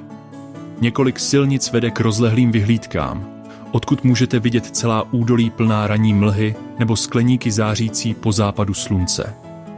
Kombinace lesů, koloniálního dědictví a horského terénu dává Dalatu charakter, který se odlišuje od zbytku Vietnamu. Dalat se proslavil svou kavárenskou kulturou. Kavárny sahají od malých chatrčí na svahu s dřevěnými terasami s výhledem do údolí až po moderní prosklené prostory, které podávají speciální kávová zrna pěstovaná v okolí. Zážitek je jednoduchý. Poseďte s horkým šálkem robusty nebo arabiky. Poslouchejte ptáky v borovicích a sledujte, jak se počasí mění každých pár minut. Květinové farmy jsou další součástí identity Dalatu. Chryzantémy, růže a lilie rostou v dlouhých řadách pod bílými plastovými střechami. Některé farmy vítají návštěvníky a nabízejí pohled na to, jak se pěstují květiny pro trhy po celém Vietnamu. Pohled na dělníky nesoucí košíky plné květin je jednou z každodenních scén Dalatu. Město spojují jezera. Jezero Xuan Huong, které se nachází přímo v centru, je místem, kde místní obyvatelé běhají, jezdí na kole nebo se večer procházejí. Vzduch je chladný a prodejci jídla často staví malé stánky s grilovanou kukuřicí, dušenými batáty nebo sójovým mlékem. Pozdě odpoledne se po vodě prohánějí šlapadla ve tvaru labutí a s setměním se od hladiny odrážejí světla blízkých kaváren. Dalacké trhy jsou známé svými produkty. Centrální trh prodává jahody, artičokový čaj, houby, sušené tomel a zeleninu, která byla sklizena jen pár hodin předem. Večer se noční trh stává místem společenských setkání. Rodiny jedí horké sójové mléko s malým pečivem, prodejci grilují křepelčí vejce, turisté ochutnávají avokádovou zmrzlinu. Vůně jsou zde zemité a uklidňující, doplněné chladným vzduchem stoupajícím z kopců. Kromě trhů mohou cestovatelé prozkoumat okolní jezera, jako je Tuyen Lám, husté borové lesy a vodopády, jako je Datanla nebo Pongur. Každá oblast nabízí jinou stránku Vysočiny. Klidnou vodu, husté lesy nebo rozlehlá údolí. Můj Ne je místo, kde se pobřeží ohýbá do dlouhého pruhu větrem tvarovaného písku, kokosových palm a rybářských vesnic, které se za úsvitu stále vydávají na moře v kulatých košových člunech. Kdysi klidná pobřežní osada se proslavila něčím neobvyklým v tropickém Vietnamu. Písečnými dunami, které vypadají téměř jako poušť. V kombinaci se silným a stálým větrem tyto duny proměnily Můj Ne v jedno z nejlepších míst pro kitesurfing v Asii. Ale kromě pláží a plachetnic pokračuje každodenní život kolem přístavu, kde rybáři opravují sítě, ženy třídí ančovičky a v teplém vzduchu se vine vůně sušených ryb. Duny jsou charakteristickým znakem krajiny Můj Ne. Vznikly v důsledku dlouhého procesu, kdy pobřežní větry tlačily jemný písek od břehu do vnitrozemí. Během staletí se písek hromadil do nízkých kopců a neustálé větry formovaly jejich křivky. Dnes existují dvě hlavní oblasti dun. Bílé písečné duny. Písek je zde světlý a hladký. Táhne se až k obzoru, kde se mezi dunami nečekaně nachází sladkovodní jezero. Při východu slunce je světlo ostré a čisté a odhaluje vlnky vyhloubené nočním větrem. A červené písečné duny, blíže k městu Můj Ne. Jejich načervenalá barva pochází z písku bohatého na železo. Jsou menší, ale dostupnější a pozdě odpoledne duny září teple oranžově, jak se stíny zostřují. Chůze po dunách je realistická, ne romantizovaná. Písek se v polovině dopoledne rozpálí, vítr může být silný a stopy rychle mizí. Návštěvníci si mohou pronajmout čtyřkolky nebo jednoduše stoupat po svazích, aby si užili výhled a sledovali, jak pobřeží ostře kontrastuje s pouštní krajinou. Geografické podmínky Můj Ne přinášejí stálý vítr podél zálivu od listopadu do dubna. Díky těmto podmínkám se oblast stala centrem kitesurferů. Pláž se odpoledne plní barevnými draky, kteří jezdci projíždějí vodou nebo trénují skoky u břehu. Pláž lemují školy, které nabízejí lekce pro začátečníky a vybavení pro profesionály. Kitesurfing se nenápadně prolíná s místním životem. Rybáři vytahují své korakly za východu slunce a vyklízejí pláž dlouho předtím, než se vynesou první draci. V poledne, jak sílí vítr, se instruktoři rozcvičují, studenti se protahují a pláž se promění ve směsici místních rybářských rytmů a energie mezinárodních vodních sportů. Jedním z nejneobvyklejších přírodních útvarů Můj Ne je Vílý potok, mělký, teplý potok protékající měkkými červenými pískovcovými útvary. Krajina vypadá křehce, ale je výsledkem zjevných geologických procesů, eroze pobřeží a odtoku vody, který se v průběhu času vyhloubil do pískovcových útesů. Chůze na boso podél potoka je standardním zážitkem. Voda sotva dosahuje pokotníky a kontrast červených útesů, bílých písečných skvrn a malých zelených rostlin vytváří překvapivou paletu barev. Cestovatelé si okamžitě všimnou, jak je pískovec měkký. Lehké deště každou sezónu mění tvar částí útesu. Je to křehké prostředí a místní průvodci často připomínají návštěvníkům, aby se drželi vyznačených cest, aby zabránili další erozi. Na severním konci zálivu nabízí rybářská vesnice Můj Ne upřímný pohled na život na pobřeží. Přijedete brzy ráno a uvidíte desítky malých rybářských lodí vracejících se z nočního úlovku. Kulaté košové lodě, známé jako korakly, přepravují ryby z větších lodí na břeh. Ženy v kuželovitých kloboucích dřepí na nízkých stoličkách a třídí ančovičky, makrely a olihně. Sítě schnou podél písčité silnice, jejich zelená nebo modrá vlákna se rozprostírají jako látka na slunci.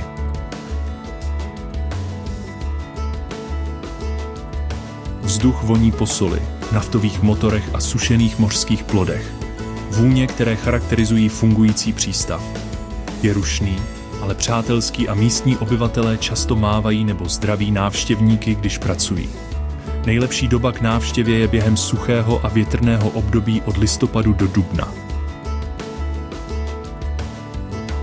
Větrné sporty se daří, duny zůstávají suché a moře je čistší. Období dešťů s sebou nese rozbouřenější vlny a sníženou viditelnost. Ho Chi Minovo město je tepem jižního Vietnamu, rozlehlé metropole, kde ulice ovládají motorky a mrakodrapy sdílejí prostor se staletými pagodami. Město, které místní stále často nazývají Saigon, je křižovatkou historie a modernity, obchodu a kultury. Abychom pochopili jeho rytmus, pomůže nám pohybovat se po čtvrtích a všímat si kontrastů a každodenních detailů, které zde definují život. Čtvrť číslo 1 je obchodním a turistickým centrem. Široké třídy a skleněné věže se nacházejí vedle francouzské koloniální architektury, včetně ikonické hlavní pošty a katedrály Notre Dame. Ulice se hemží motorkami projíždějícími auty, pouličními prodejci prodávajícími kávu a pán chmí a kancelářskými pracovníky procházejícími se mezi kavárnami a mrakodrapy. Nguyen Hue Walking Street, široký pěší bulvár poblíž řeky, se večer stává místem setkávání, kde se mísí rodiny, páry a turisté, zatímco pouliční umělci baví a fontány přerušovaně stříkají v ubývajícím světle. Čtvrť číslo 3 nabízí klidnější kontrast. Ulice lemované stromy, starší vily a malé kavárny vytvářejí rezidenční rytmus. Místní obyvatelé popíjejí silnou ledovou kávu na plastových stoličkách na chodníku. Sledují děti projíždějící kolem na kole a zastavují se u malých chrámů v sousedství.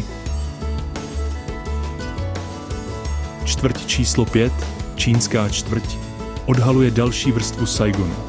Ulicím dominují trhy, zlatnictví, obchody s bylinkami a slavnostní výzdoba, zejména během lunárního nového roku.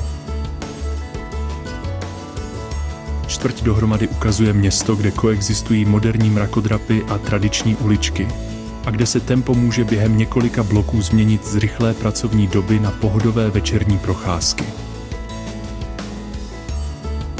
Žádná návštěva Ho Chi Minhova města se neobejde bez zastávky na trhu Ben Thanh. Trh, který je otevřen brzy ráno, bzučí energií. Prodejci aranžují zeleninu, čerstvé mořské plody a tropické ovoce. Stánky se suvenýry vystavují lakované zboží, oblečení a klobouky. A malé restaurace podávají pho, goi kuon a ca, phe, suaja. Trh je chaotický, ale funkční a místní obyvatelé se na něm denně orientují s praktickou efektivitou.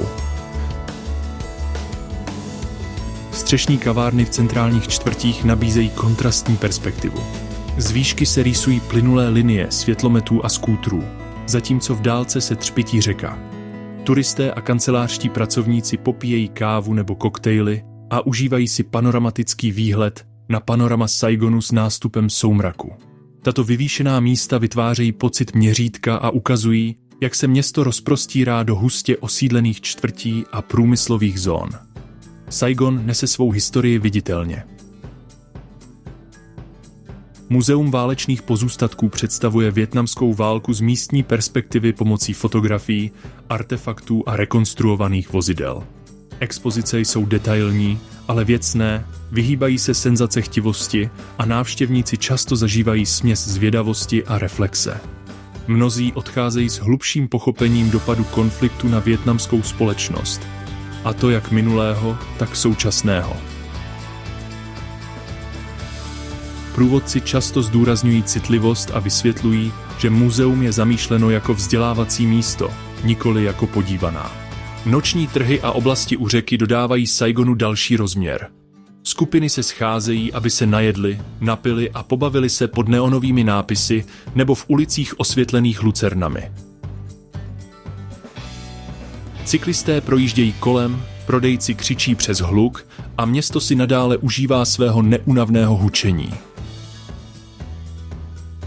I po západu slunce se Saigon zdá být živý, s energií, která v pozdních hodinách jen postupně slábne.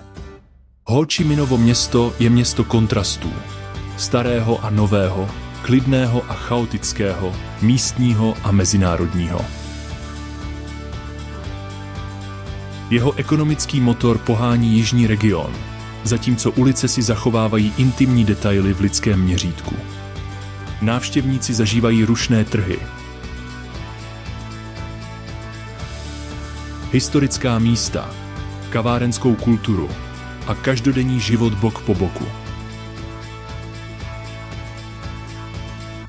Identita města nevychází z žádné jednotlivé památky, ale z kombinovaných textur jeho ulic, řek, budov a lidí. Místa, kde se historie střetává s modernou a vytváří jedinečný vietnamský městský puls. Delta Mekongu je zemědělským srdcem Vietnamu, labirintem řek, kanálů a bujných polí, které udržují jižní část země.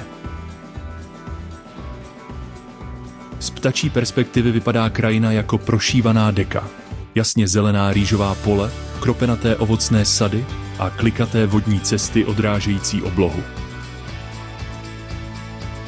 Život se zde točí kolem vody a tempo delty se měří přílivem a odlivem, lodní dopravou a rytmem období sázení a sklizně. Delta je protkána hustou sítí kanálů. Hlavní tepny, Mekong a Basak, se větví do stovek menších kanálů, které zajišťují zavlažování, dopravu a zásobování potravinami.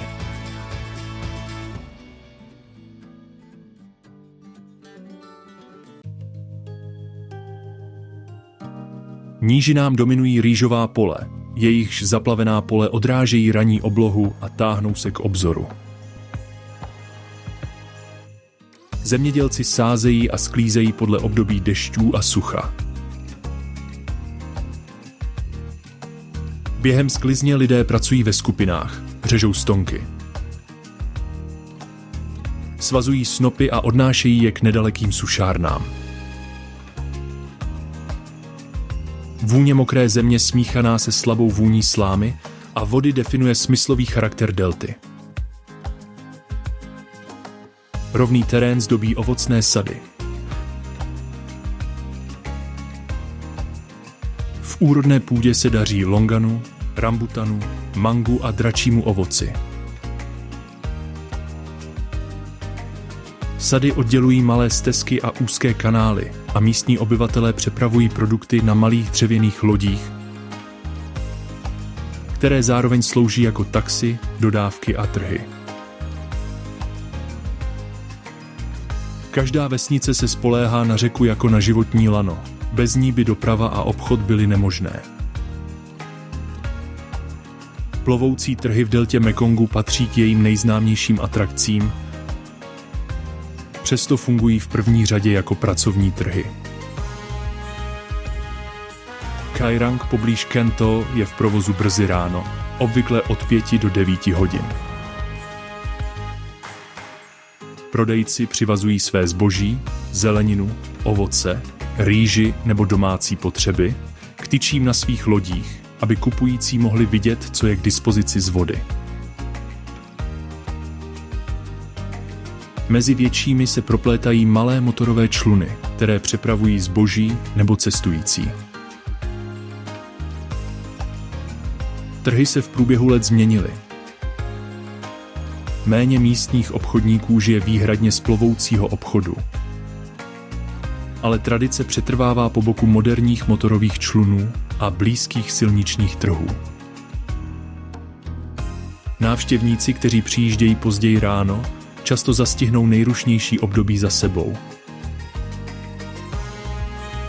Takže načasování je klíčové, aby byli svědky plného ruchu.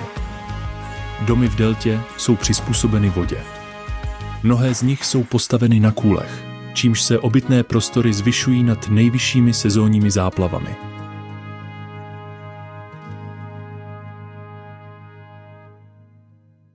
Dřevěné chodníky, úzké mosty a malé mola spojují domy s kanály. Některé rodiny si podél břehu udržují malé zahrádky, zatímco jiné se starají o rybníky a propojují zemědělství a akvakulturu. Běžné jsou také kokosové farmy. Kanály lemují vysoké palmy. Jejichž listy vrhají dlouhé stíny na pomalu tekoucí vodu. Zpracování kokosových ořechů, od loupání až po extrakci oleje, je často viditelné z břehu řeky a nabízí pohled na tradiční způsoby obživy. Lodní doprava dominuje každodennímu životu. Děti dojíždějí do školy malými motorovými nebo veslicemi. Zboží se z farmy na trh přepravuje výhradně po vodě a dodací harmonogramy se řídí přílivem a odlivem. I v moderní době zůstávají kanály nejspolehlivějšími cestami v deltě. Vlhkost je všudy přítomná. Vzduch voní po mokrém dřevě, vlhké půdě a jemné sladkosti z rání ovoce. Ranní mlha se často vznáší nad poli a kanály a říční vánek nese vůni ryb a rýžových polí. Zvuky jsou charakteristické.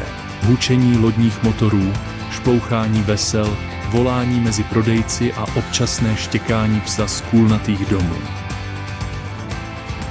Při procházce po březích nebo plavbě kanály cestovatelé zažívají deltu se zapojením všech smyslů.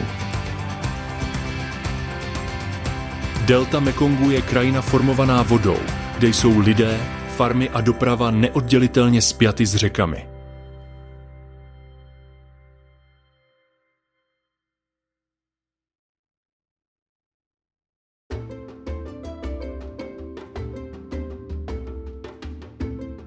Plovoucí trhy, domy na kůlech, kokosové háje a rýžová pole odhalují způsob života, který se upravoval po staletí.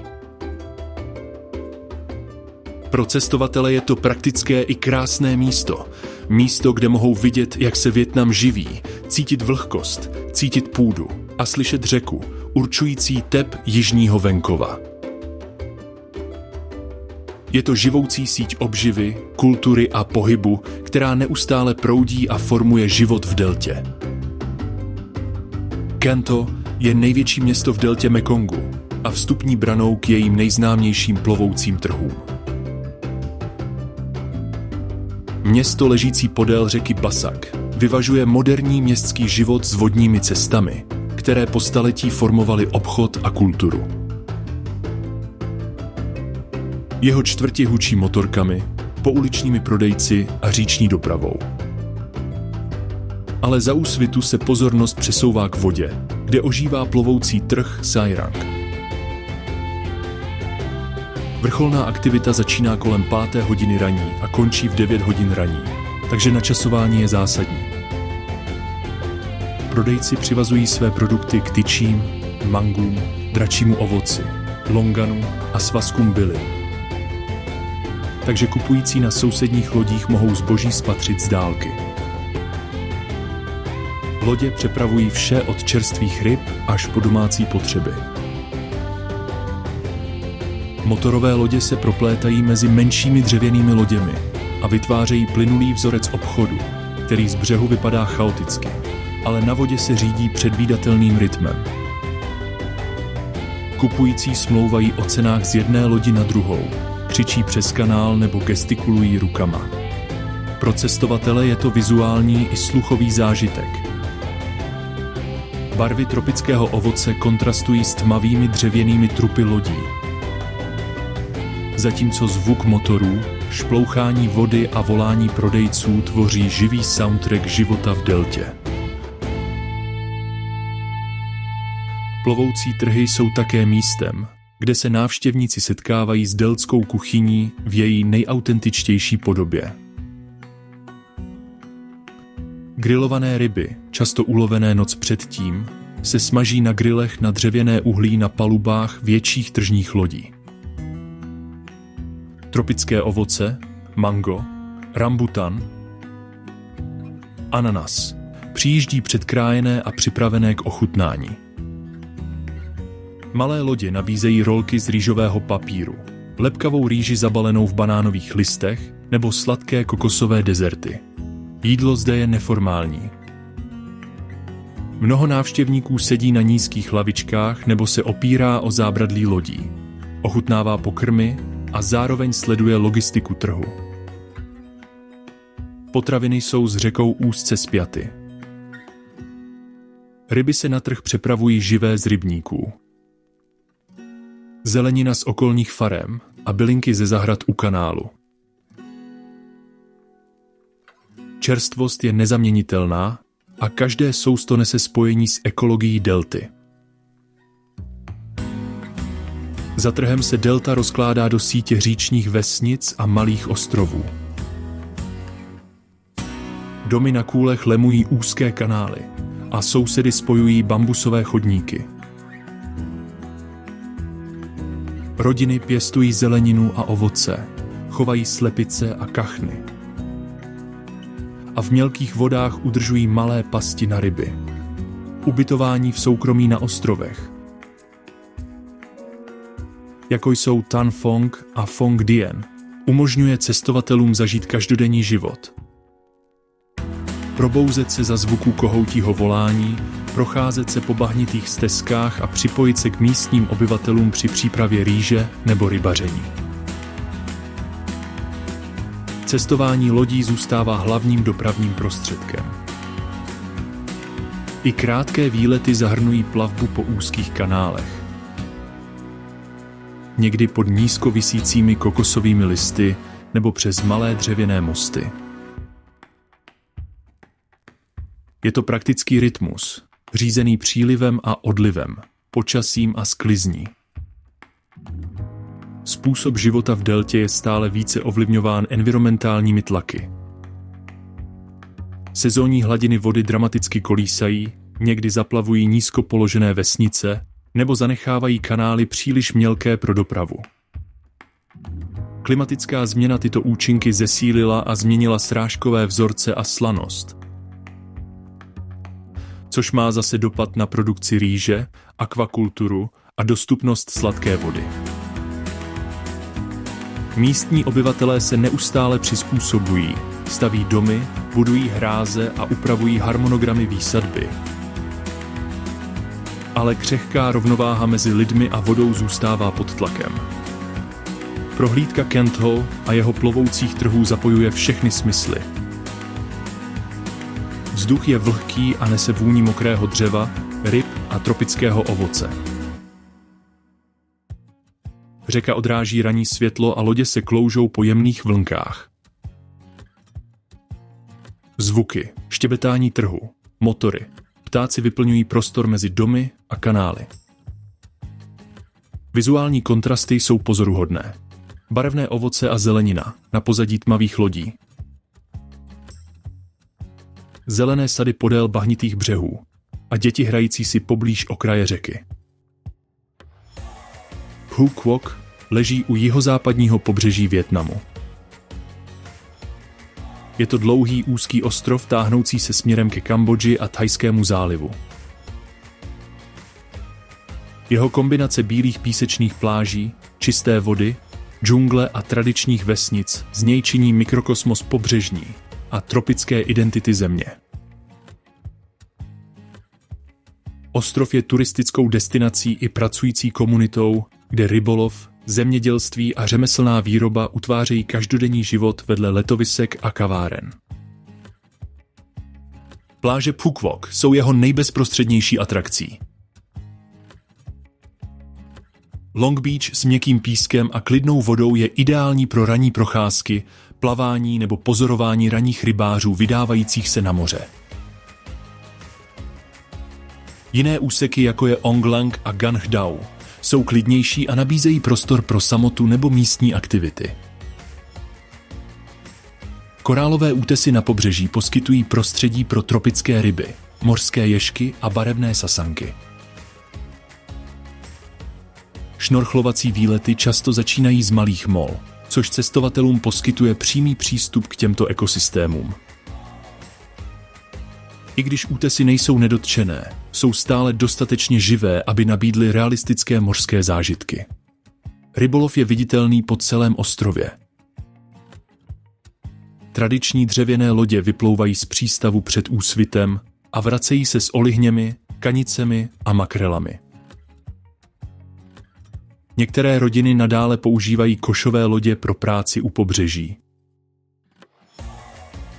Sítě se rozprostírají podél písečných pláží, aby se usušily na slunci, a ryby se prodávají čerstvé na malých trzích, než se přepraví do vnitrozemí. Phu Quoc je známý černým pepřem, který se pěstuje v úhledných řadách podél podhůří a okrajů vesnic. Návštěva pepřové farmy umožňuje cestovatelům vidět popínavé rostliny, omotané kolem dřevěných tyčí, červená pepřová zrna sušící se na slunci a ruční práci potřebnou k produkci vysoce kvalitních plodin. Další místní specialitou ostrova jsou továrny na rybí omáčku. Rybí omáčka, která se zde vyrábí z ančoviček a soli, se zde vyrábí po staletí.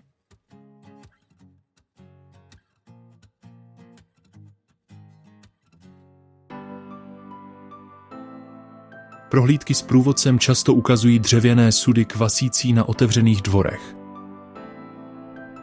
Štiplavou vůni naplňující vzduch a drobné provozy, kde rodiny řídí produkci od začátku do konce.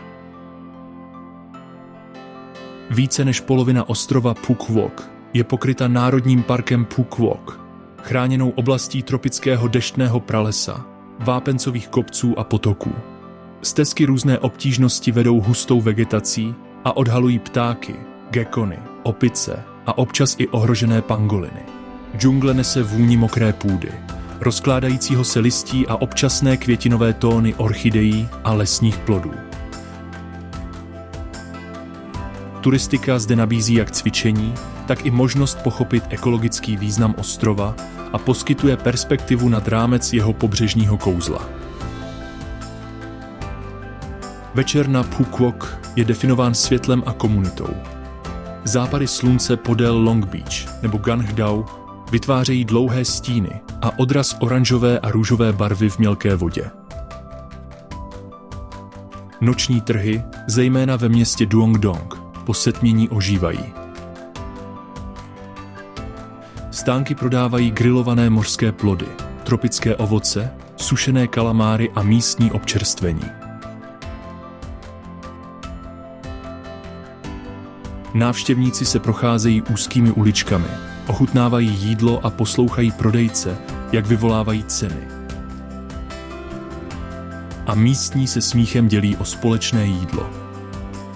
Je to praktické, živé a zakořeněné spíše v každodenním životě, než v podívané.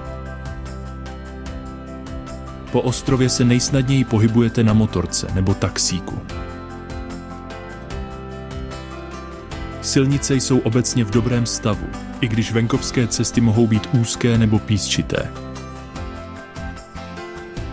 Ostrov má jediné letiště, mezinárodní letiště Phu Quoc, které spojuje Ho Chi Minovo město a Hanoj, zatímco s pevninou jej spojují trajekty.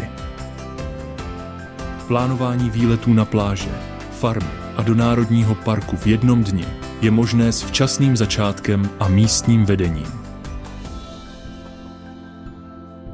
Suché měsíce od listopadu do dubna nabízejí nejlepší kombinaci klidného moře, jasné oblohy a teplých teplot.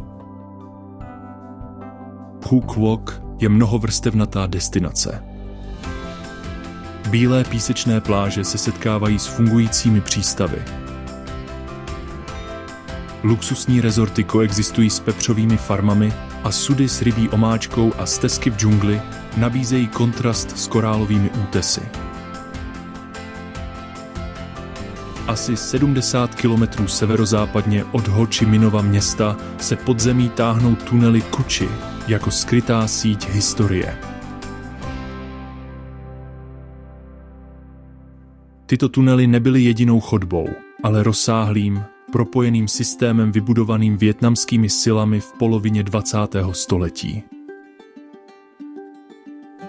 Století určeným pro přežití, skladování a mobilitu během války. Pro cestovatele nabízejí jak hmatatelnou lekci v inženýrství, tak i niterné setkání s moderní historií Vietnamu. Tunely Cu Chi byly vytesány převážně ručně z tvrdé lateritové půdy a v průběhu let konfliktu rozšiřovány a posilovány. Síť zahrnovala obytné prostory, kuchyně, sklady, zbrojnice a nemocnice. To vše skryté pod hustým lesem a zemědělskou půdou. Úzké vchody a maskované padací dveře ukrývaly tunely před nepřátelskými silami.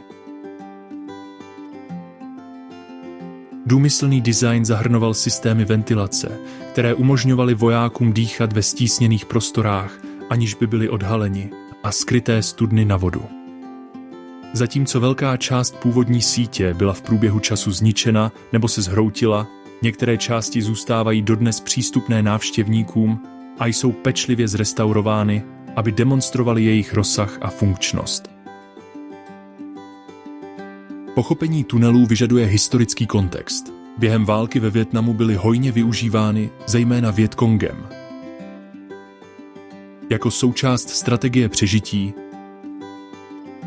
zásobování a mobility v silně bojovaném regionu. Průvodci vysvětlují roli tunelů při přepadávání,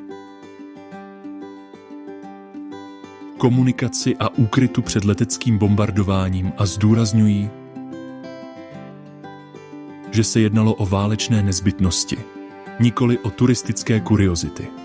Vyprávění je věcné, uctivé a založené na historických záznamech. Návštěvníci mohou vstoupit do několika částí tunelů, které byly z bezpečnostních důvodů mírně rozšířeny, ale zachovaly si nízké stropy a úzké chodby, které charakterizují původní design. Plazení se těmito tunely, byť jen na krátký úsek, připomíná klaustrofobické podmínky, které vojáci snášeli. Vzduch v podzemí je chladnější, větrací šachty vytvářejí slabý průvan a mírně zemitý zápach. Informativní expozice ukazují, jak fungovaly padací dveře, jak byly uspořádány skladovací prostory a jak byly tunely propojeny s okolním lesem a sítí vesnic. V některých oblastech jsou také vystaveny dobové artefakty, nastražené pasti, kuchyňské náčiní a skryté komunikační nástroje. Expozice mají vysvětlovat nikoli senzačním způsobem. Návštěvníci jsou povzbuzováni k pomalému pohybu, všímání si detailů a představování si každodenní reality života v podzemí. Vchody do tunelů jsou obklopeny lesem a bambusovými houštinami. Cesty vedoucí k místu jsou lemovány cedulemi vysvětlujícími maskovací techniky a viditelné jsou i malé části původních zákopů. Okolní prostředí umocňuje pohlcující zážitek. Vítr šumí bambusem, ptačí zpěv se ozývá mítinou a vzdálené zvuky dopravy kontrastují s tichým interiérem. Vně tunelů jsou k vidění větší expozice, včetně rekonstruovaných pozic protiletadlové obrany, zbraní a dokumentace, která konflikt prezentuje mezinárodním návštěvníkům. Ale co si o tom myslíte? Dejte nám vědět v komentářích níže a pokud vás tohle přivedlo k snění, určitě se podívejte na zázraky Jamajky.